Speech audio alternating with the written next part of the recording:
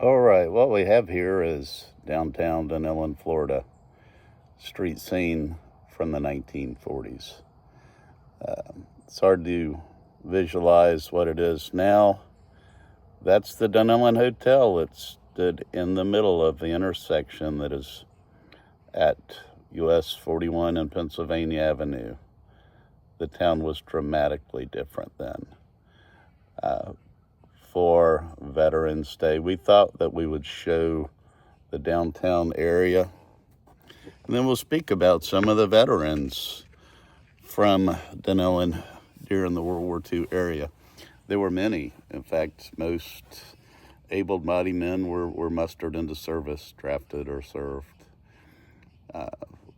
For one, the Bridges family is very well known. Bridges Road is where the baseball field is in Dunnellon.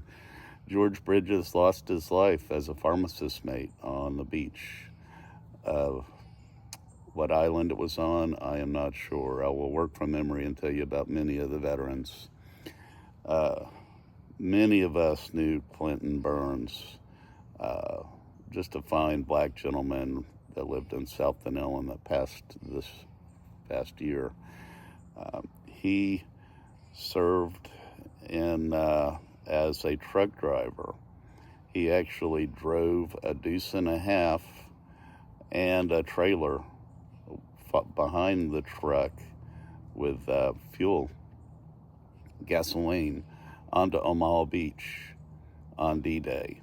The transmission failed, as they were prone to do on those deuce and a half of that day, and he had to coast off onto the beach and get out of the way for the truck behind him to pull onto the beach. Clinton Burns spent D-Day in a foxhole on Omaha Beach, and he was served in the Red Ball Express, Patton's Red Ball Express, hauling fuel to Patton's army as they moved across France and Germany. Many folks from back in the day remember Woody Ohm, who owned the Texaco station for quite some time in Dunnellon. Woody Ohm was an engineer, what they call a CB. He served on the islands in the Pacific. Whenever they would take an island, they would drive the bulldozers onto the beach and begin building the primitive airfields for the fighters. And the bulldozer drivers would hot seat the bulldozers. The bulldozers would never turn off until the field was completely constructed. They can do it in a number of days. He said that they would cut on the edges of the field, they would cut the trees down, but just cut them down at ground level and leave them as they were. One story that Woody shared with me that was lost to history unless I tell it, and it just shows just how messy business war is. When they constructed the airfield on the island that he was on, the lieutenant that ran the outfit asked them to leave a large tree on the end of the airstrip. The HQ was actually a tent until they built something later, and he wanted shade because it was so hot on the island. They flew fighters out of that airstrip, but on one particular mission, they flew in a heavy bomber that was the strip was just long enough to bring in the heavy bomber. They had a special bombing mission, and they needed the heavy bomber that had the range to reach the mission that they needed to achieve. They were able to get the bomber laden with bombs and fuel. They were able to get it off. They performed the mission, but they spent more time over the target than they intended because of cloud cover. So they came back in to land running on fumes, low on fuel, with only one chance to bring it in.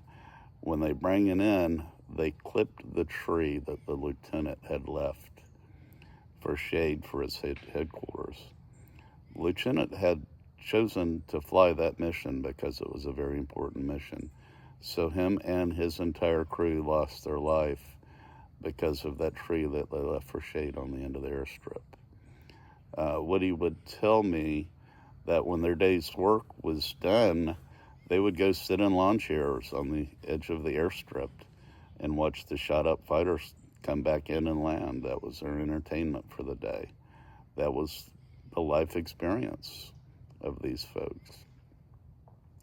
Now, one fella, and his story is largely lost, but was nationally known back in the day.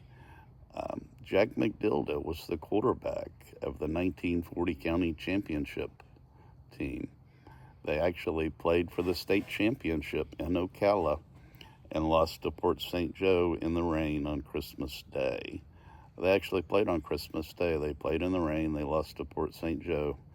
I believe it was 20-14. Port St. Joe scored 2 late touchdowns to win the de facto state championship. This was long before playoffs, and the best undefeated teams would challenge each other, and a kind of an unofficial state championship would take place.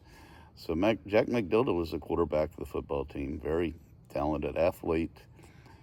He was pressed into service, and by 1945, he found himself in a P-51 Mustang protecting bombers over the main island of Japan. This was in the last weeks of the war.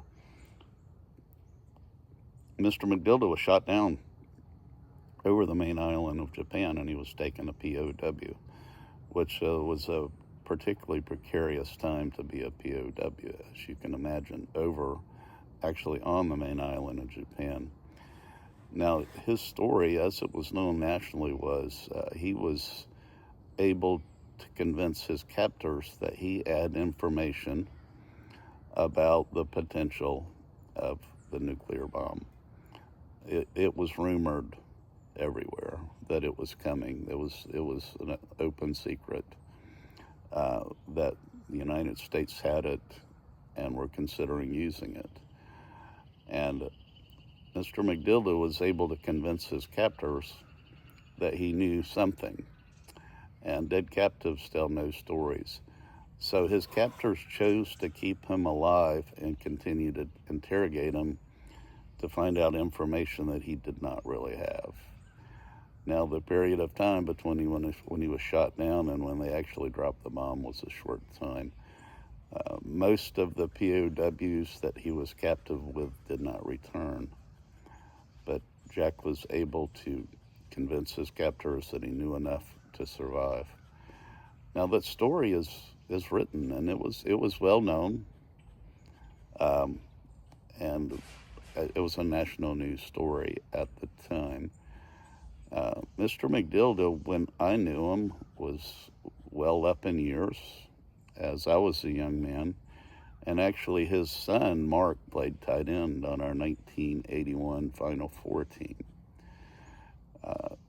My understanding is Mr. McDilda never spoke much about his time in captivity as a POW, but he did have some long trips as our team went deep into the playoffs.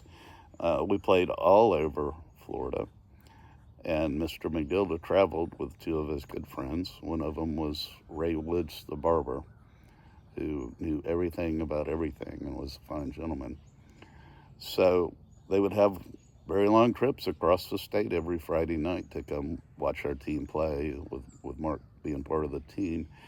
And at that time, they would have a few beers, and Mr. McDilda would open up and speak a little bit about his time.